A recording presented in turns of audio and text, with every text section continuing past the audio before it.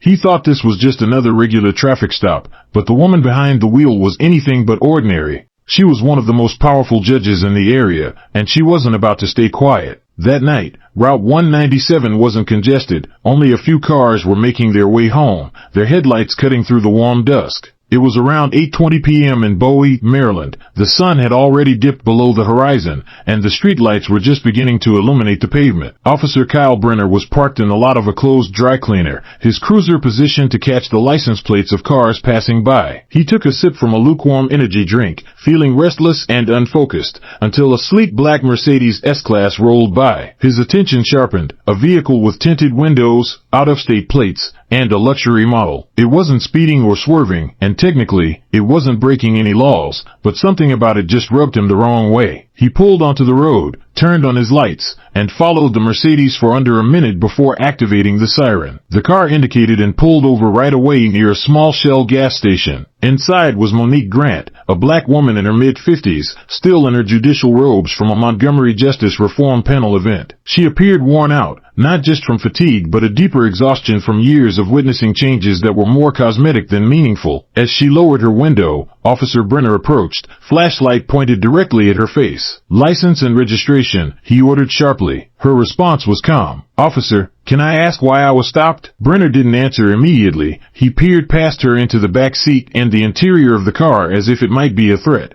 "Your window tint looks too dark. Those tags seem a bit off. You live around here?" Monique's lips tightened. "I'm a federal judge. I live in Potomac, and I'm coming back from a public event." She handed over her judicial ID and driver's license, along with the registration, but Brenner barely glanced at them. Standing tall, with a hand on his holster, he said, "Step out of the vehicle, please." Her brow furrowed in confusion. "On what grounds?" "Obstruction," he replied quickly, almost too quickly. "You are refusing to comply." Monique didn't raise her voice or panic. She calmly reached over and hit record on her phone, placing it on the dashboard. "I am complying. You asked for documents, and I provided them. I have a right to know why I'm being asked to exit my vehicle." "You trying to act tough?" he shot back. She didn't respond, and that's when the tension shifted, hanging thick in the air. Cars rolled by slowly, and someone honked. The neon lights of the gas station buzzed above, casting an ominous glow. Brenner glanced back and saw someone watching. A young man outside a 7-Eleven across the street was silently holding his phone up. Monique caught a glimpse of him too, but found no comfort in it. She understood how fast these encounters could escalate. Brenner's voice rose. "Get out now, or I'll open the door myself." "That would be an illegal search," she replied, her tone firm, "and you know it." He reached for the handle anyway, but as soon as his hand touched the chrome, the situation began to change in a way he hadn't expected. Brenner's fingers gripped the door handle, the underlying threat clear even if his reasoning was shaky. He wasn't braced for what happened next. "Officer," Monique said, maintaining her composure but raising her voice slightly, "I'm recording this, and you're violating protocol. You don't have legal grounds to open this vehicle." He hesitated, not from uncertainty, but because something about her voice threw him off, not fear or fragility, but a sense of authority that rattled him in a way he couldn't define. Yet, his ego was louder than his sense. "I said get out," he repeated, his tone harsh. "You're making this worse." "I'm following the law," she countered. "You are not." And then he moved, pulling the handle, only to find the door locked. Frustrated, he slapped his palm against the glass. "Unlock the door, ma'am." "No," she responded, her voice steady, as if dropping a stone into still water. No anger, no doubt, just finality. Across the street, the young man at the 7-Eleven moved closer. "Hey," he yelled. "Do you know who she is?" Brenner didn't look away. "I need backup," he muttered into his radio. "Possible 10 to 29 on a black Mercedes, driver uncooperative." Monique didn't flinch. Her phone, still recording, was capturing everything. She stared at him through the glass. "You just made a false report about a situation that doesn't exist. That's an abuse of power." He turned back to her. "You think you're above the law?" "No," she replied evenly, "I am the law." For a brief moment, something flickered in his eyes, recognition, annoyance, maybe a mix of both. He leaned closer. "You people always think you can talk your way out." Her eyes remained steady, but her grip on the steering wheel tightened. "You people?" she echoed. He didn't answer, taking a step back toward his cruiser as if he needed space to gather his thoughts or plan his next move. His shoulders were tense, his breath short. Something about her calmness unsettled him more than any outburst could. Inside the car, Monique took a deep breath. She had been in situations like this before, or ones that were all too familiar. It was just the first time it had happened after her robes, after the panels, after all those speeches where she convinced herself that progress was being made. But this felt like being yanked back into a room she thought she had escaped long ago. Another cruiser arrived a few minutes later, moving slowly and deliberately. Two officers got out. One was younger, the other clearly more seasoned, a sergeant. The younger officer rushed toward Brenner while the sergeant took a more relaxed approach. Brenner was already speaking before the doors were closed. Yeah, she's not compliant, might have a fake ID, arguing everything, thinks she knows the law. The sergeant didn't respond right away. His gaze moved past Brenner to the woman in the car, then to the dashboard and the phone resting on it. His expression changed. "I know her," he said quietly. Brenner blinked in surprise. "What?" The sergeant, Rick Harlan, motioned for Brenner to step back. He approached the driver's window, leaned in slightly, and said, "Judge Grant?" Monique finally loosened her grip on the steering wheel. "Yes, I'm Sergeant Rick Harlan. I'm sorry. Are you all right?" She nodded once, her voice controlled. "I'm recording for my safety. I haven't been informed about why I was stopped. Your officer tried to open my vehicle and ignored my credentials." Harlan exhaled tightly. "I understand. I'll have him step away. We'll sort this out right now." Brenner, standing off to the side, looked visibly shaken. She was being, "You've said enough," Harlan interrupted. "Go sit in the car." It wasn't a suggestion. Even with the situation diffused, the air remained charged, as if what had just happened couldn't simply be erased. Brenner was sitting in the front seat of his cruiser, the dim lights inside highlighting the tension in his jaw as he stared straight ahead, deep in thought. His body cam, clipped to his vest, blinked red, completely unaware that its footage was about to go far beyond the department's review board. Outside, Sergeant Rick Harlan stood by Judge Monique Grant's window, speaking in low, serious tones, like someone cleaning up after a mess. "I'm really sorry about this," he repeated. "We'll make sure this gets handled." Monique didn't nod or show forgiveness. She wasn't ready for that yet. "I gave him everything. I told him who I am, asked the lawful question, and he threatened me. That's a problem." "You're right," Harlan replied calmly. "I'll document it in my report." Finally, she took her phone from the dashboard and stopped the recording. Her expression was steady, but her hands were shaking just enough for her to feel it. Harlan noticed too, but chose not to say anything. "Do you want to file a formal complaint tonight, or would you rather take care of it tomorrow?" "I'll handle it my way," she responded. "You'll hear from my office." He stepped back, giving her space to leave if she wanted to, but she didn't move just yet. "Can I ask something, Sergeant?" "Sure." "Was that officer wearing a body cam when he approached?" "Yes, ma'am." "Good," she replied, shifting her car back into park, "because now there's no argument about it." Harlan gave a sharp nod to the younger officer nearby. "We're done here." Meanwhile, Brenner was still in the cruiser, his face twitching. He wasn't used to being dismissed, let alone overruled. Monique stepped out of her car for the first time since the stop, slowly and deliberately, not out of fear, but because she wanted to exert control over every move. She didn't look at Brenner. Instead, her eyes locked onto Harlan's. "I want to speak to your internal affairs supervisor tomorrow morning." "Of course, Judge. And that body cam footage, it won't go missing." Harlan nodded firmly. "It won't." A short distance away, the young man from the 7 to 11 was still filming, and an older woman in scrubs had joined him, her arms crossed, an expression of concern on her face. Monique turned to leave but stopped to look at them. "Did you record the whole thing?" she asked the young man. He nodded. "Yes, ma'am. I got it all." "Keep it, just in case," she instructed. She got back in her car and drove off. Harlan turned toward Brenner's vehicle and opened the passenger door. Out. Brenner didn't move right away. She was just acting smug and arrogant. Harlan didn't flinch. She was following the law. "Same thing these days?" Brenner muttered. "Careful. That mix still hot." As they walked back toward the cruiser, the night seemed to wrap around them. Harlan didn't say anything until they reached the far side of the gas station. "You've been written up twice this year, Kyle." "For what?" "Being thorough, your attitude, and cutting corners. If you want to boss people around, go work in private security. Here, you follow the law, not make it up as you go along." Brenner clenched his jaw. If that was anyone else, but it wasn't, Harlan interrupted. "And that's what's saving your badge tonight." But badges don't protect against the truth, and the truth, captured on 2 cameras, was about to come to light, whether they were ready or not.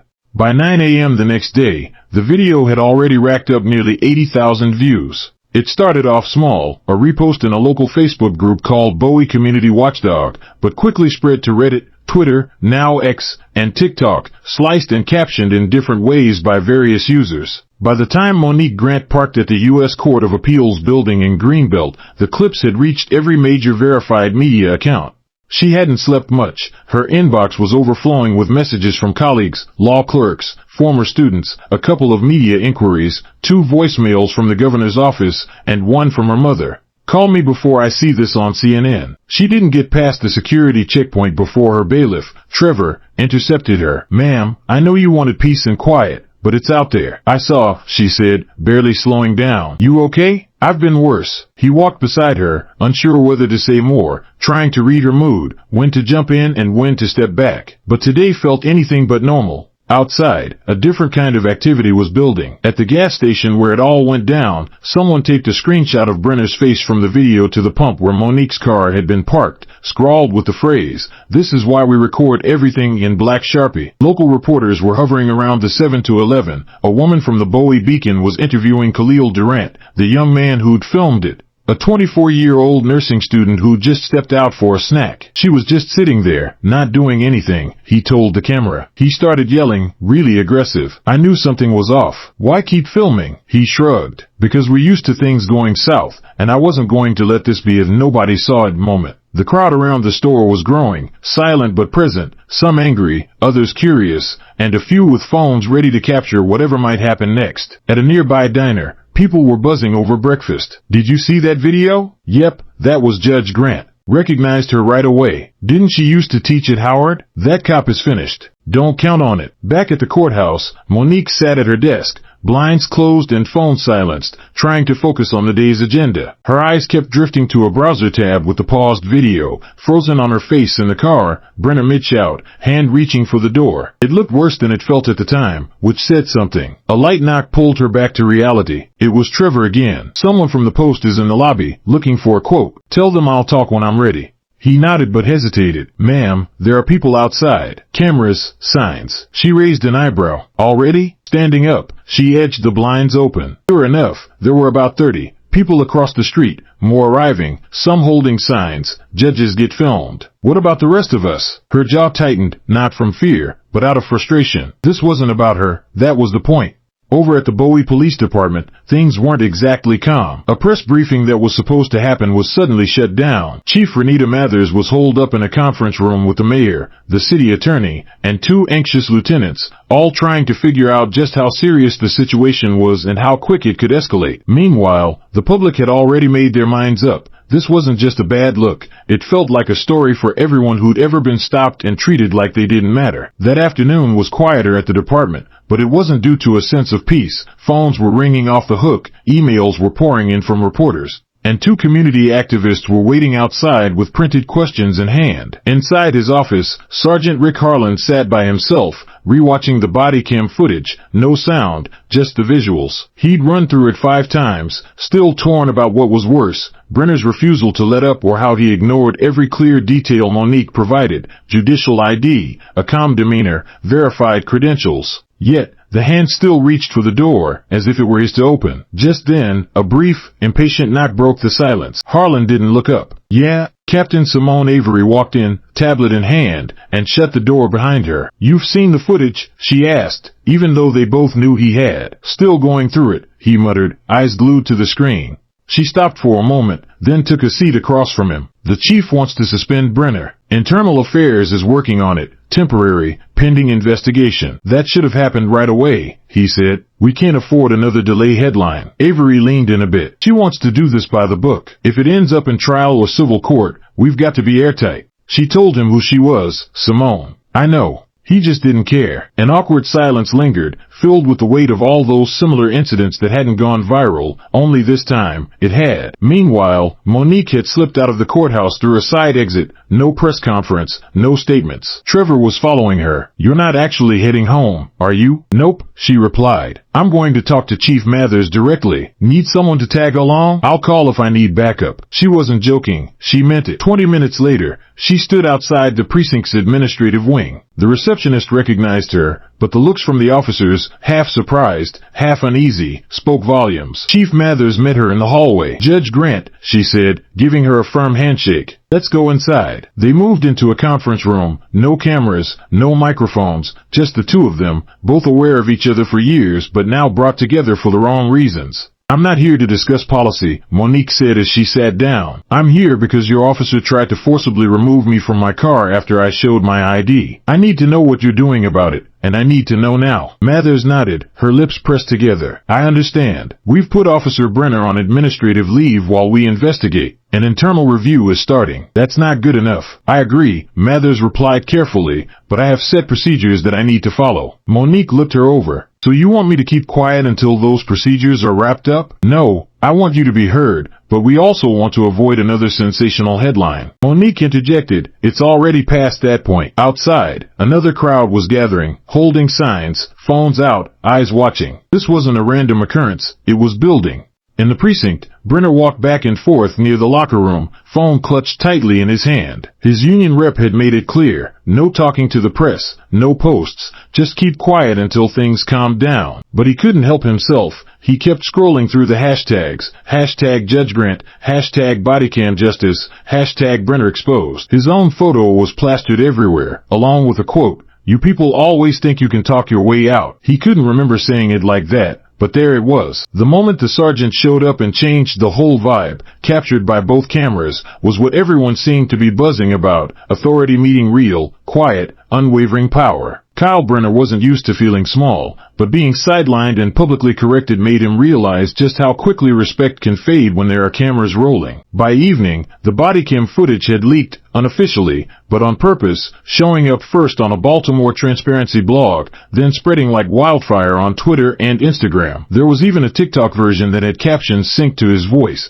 You people always think you can talk your way out. Cora Lewis, a grandmother from Hyattsville, was sitting on her front porch with her 14-year-old grandson, watching it all unfold on an old tablet. She paused the video halfway through. You see her face, she pointed out. Yeah. That's not fear. That's exhaustion. That's what happens every time someone in power abuses it, and you pretend it's not happening just to stay safe. He stared at the paused image of Monique, hands resting in her lap, eyes straight ahead. Meanwhile, in a Silver Spring newsroom, two producers from WJLA-7 were debating how to start their segment. One thought they should focus on the officer's behavior, while the other argued it should be about Judge Grant holding her ground. A third producer chimed in, saying, it's both. This shows what happens when a title finally protects someone, and it still almost goes sideways. By 8:15 p.m., national news outlets were all over it. CNN's banner read, Federal Judge Confronted in Controversial Traffic Stop, Bodycam Raises Questions. Over on Fox News, it was, Officer Confronts Non-Compliant Driver, ID Later Confirmed as Federal Judge. Same footage, different headlines. Monique hadn't spoken out yet. Her chambers had closed early, and she went home to Potomac, where her phone rang off the hook until it finally died. Two news vans were parked in her driveway. One reporter even dared to knock. She didn't answer. Sitting at her kitchen table, she stared at a blank legal pad, the same one she had used for 20 years of arguments and rulings. Tonight, it felt like just an empty piece of paper. Her daughter, Lexi, back from grad school, stood at the counter with her arms crossed. You're really not gonna say anything? She asked softly. Not yet. They're already speaking for you, twisting it. I know. Lexi paused. If it had turned out differently, if that guy hadn't backed off, Monique looked up and said, I know. A heavy, unspoken silence passed between them, a moment only mothers and daughters truly understand. Later, Trevor texted her. They aired the full video, 4 minutes. It's everywhere. Call if you need anything. She didn't respond, just watched the video again, not as herself but as someone trying to understand why it hit so hard. She noted her own calmness, Brenner's escalating tone, the change when the kid across the street shouted, and how her silence at the end spoke louder than any outburst could have. Inside the police department, Captain Simone Avery watched the chaos unfold on a breakroom TV. Officers paused as they walked by, mostly quiet. The footage didn't shock them, just exposed what they already knew. Avery sighed. The mayor had called 3 times, the governor's office once, and a city council member texted, what are you doing to fix this? But fixing things started long before now. In a group chat of former law clerks, Monique's name was trending. Janessa, one of them, sent a voice note. She's been talking about bias in law enforcement for years, and now the proof showed up at her car window. She didn't ask for this, it found her. Just look at her, calm, controlled. The issue wasn't new, and the video wasn't unusual, it just had the wrong target this time, and the world witnessed it. The morning after the leak, the Bowie Police Department was surrounded by more cameras than cruisers. Satellite trucks lined the street, reporters settled into folding chairs, and staffers peeked through blinds like they were trapped in a shame-filled snow globe. Chief Renita Mathers showed up at 7:02 a.m.,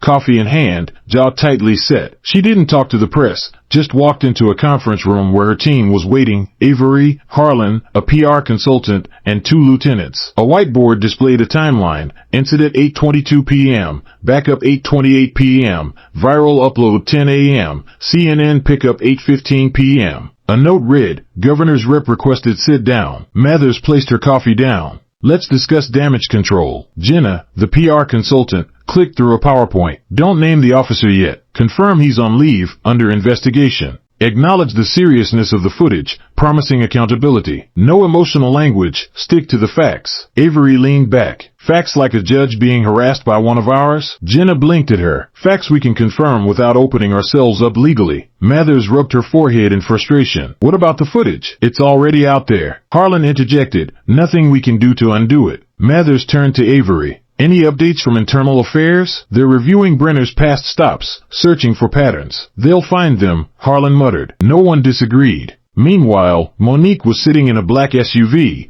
en route to a private meeting with the mayor. No robes today, just a navy blouse and blazer, still looking formal, composed, but her body language demanded answers. Mayor Howard Langston met her at the side entrance of City Hall. No press allowed. He was polite, overly apologetic, obviously concerned about the fallout. "Judge Grant, thank you for coming." "I didn't agree," she replied, setting her bag down. "Your office asked me to come. I'm here." Langston swallowed hard, continuing, "I'm deeply sorry this happened. It's unacceptable, and we're taking it seriously." She remained silent. "We want to assure the public that this department stands for justice and transparency. I know that may not mean much right now, but we're working on it." "You have an opportunity to show it means something," she said. "Start by firing him." Langston hesitated. "There are procedures. I've heard that word too many times. It's just an excuse." "You don't need more procedures. You need some guts." He fell silent and then replied, "We'll take action. We have to." Across the street, high school students gathered with signs. "Respect isn't a title. Judge Grant is everyone. If she's not safe, who is?" The protest had no formal leader,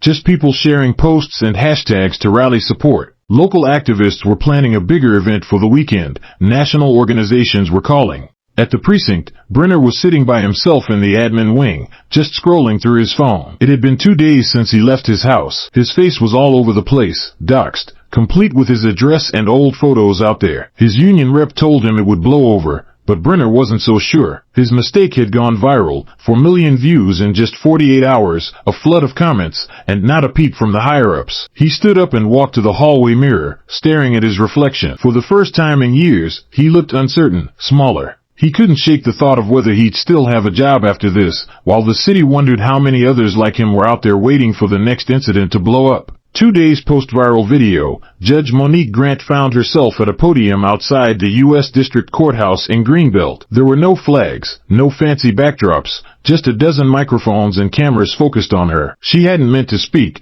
but staying silent felt wrong, especially with the students holding signs in the heat, the grandmother who wrote about her grandson getting pulled over on his way to prom, and the girl who drew her in a robe with "She's Brave" written underneath. Trevor stood back with his arms crossed. Lexi was off to the side, nervously chewing her cheek. The atmosphere was thick and hot, just waiting. Monique adjusted the microphone. "I'm Monique Grant. I serve as a judge on the U.S. Court of Appeals, but today, I'm here as a black woman who, despite having spent decades in the legal system, was treated like a threat while sitting in her own car." Cameras flashed. "I followed the law, asked a reasonable question, provided documentation, introduced myself." And what was the response? Aggression, not caution, not professionalism, aggression. She took a moment to let that sink in. "I didn't call this press conference to seek sympathy or go viral. I didn't post that video. It speaks for itself." More people were gathering, some streaming live, others listening intently with crossed arms. "This isn't about me," she continued. "It's about how easily this could have happened to someone else, someone without a badge, without a robe, without a platform." She scanned the crowd, making eye contact. "If I didn't have those things, and if I'd reached for my door without thinking or raised my voice,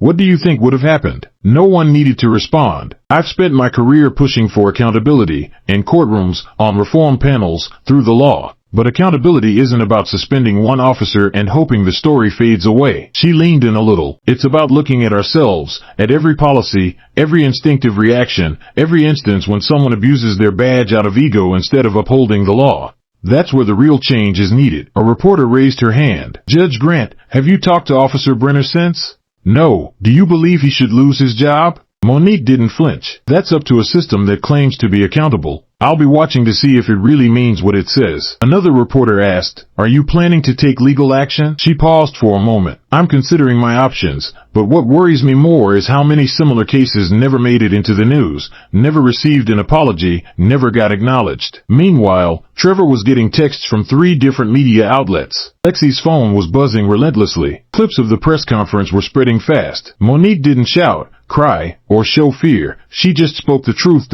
Back at the precinct, Brenner sat on his couch alone, watching the conference. The TV volume was low, but her words cut through the silence. He kept trying to convince himself he hadn't done anything really wrong, but deep down, he knew better. The more she spoke, the tighter his excuses felt. Over in a DC newsroom, an editor was promoting the 6 o'clock news. Judge Grant's quiet strength and precise words have sparked a conversation law enforcement can't ignore. Outside the courthouse, the crowd stayed put after Monique stepped away. Some were clapping, while others stood in silence. One man took off his hat and remarked, that was justice speaking. But it left the lingering question, how many would really listen, and how many would wait for all the noise to die down before going back to inaction? The investigation into Officer Kyle Brenner's conduct kicked off 48 hours after Monique's press conference. They called it a routine misconduct probe internally, but it was clearly driven by public pressure. The first hearing took place in a Lanham Civilian Review Board conference room, a folding table, rows of seats, and a nameplate, Internal Affairs Oversight Committee, Use of Force and Conduct Inquiry. Cameras were banned, but the press was eagerly waiting outside. Monique didn't show up. Her written, sworn video testimony was enough. What was on the line wasn't just her memory but how the department would interpret its rules. Brenner was sitting there rigid, flanked by his union lawyer and an HR officer, his eyes glued to the table, waiting to be questioned. Investigator Selena Marquez had gone over the footage multiple times. Just before the hearing, she replayed it, letting Brenner's tone, his reach for the door, and his remark about you people sink in. After it ended, she closed her laptop slowly. Could you explain your actions that night? Brenner cleared his throat. I suspected the vehicle had illegal tint and unregistered tags. That's why I made the stop. Did you confirm those suspicions before asking the driver to get out? No, I didn't have time. Why did you ask her to exit? He hesitated. She wasn't cooperating by not getting out. Did she show you her ID? She did.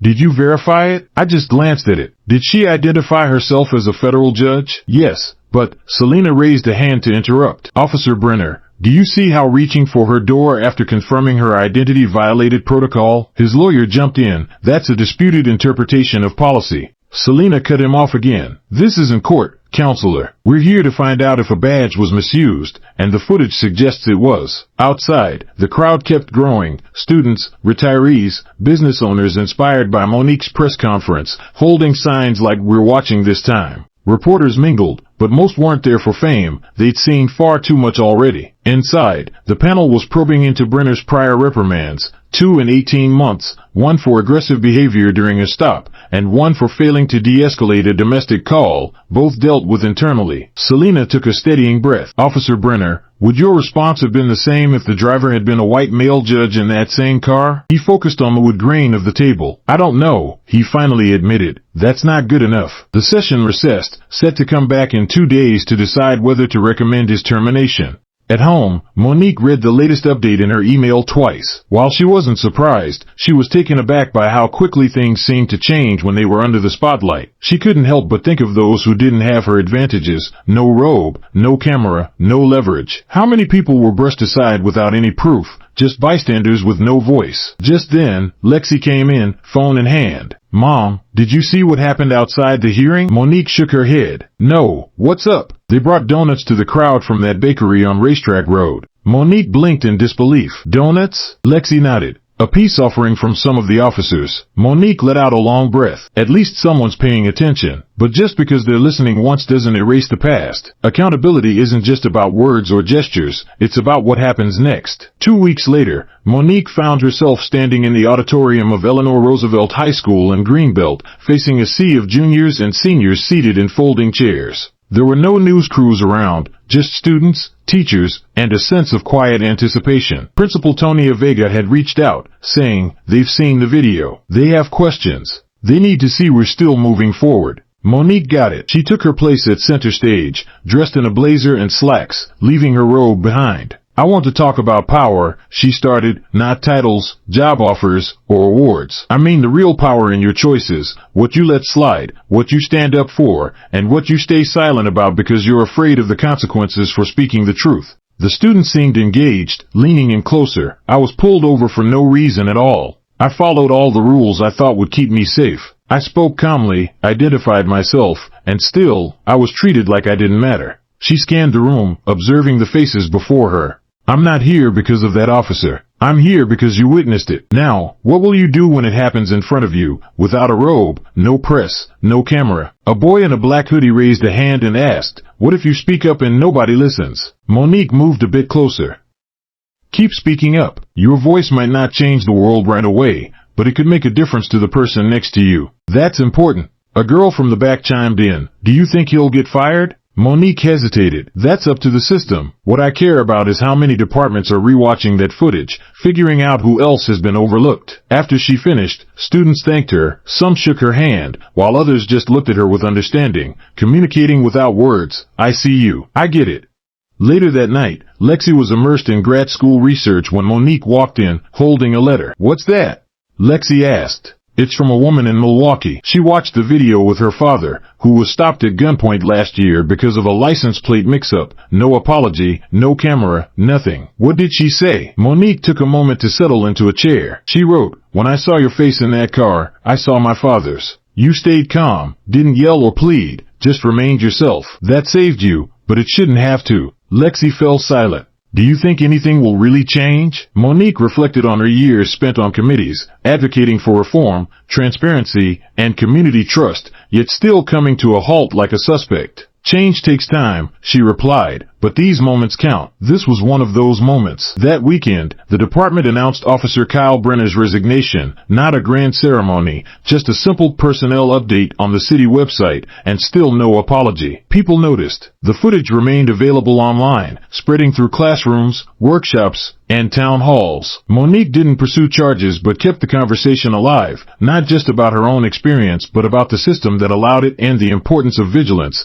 even when progress feels close. For every act of recorded justice, there are countless moments that go unnoticed. For every judge in a robe, there's a teacher, a father, a teenager lacking that authority. For those individuals, silence is no longer an option. If you're still with me, consider subscribing for more stories that challenge silence and shine a light on the truth. Share this if you believe that accountability doesn't stop with one incident. It starts there.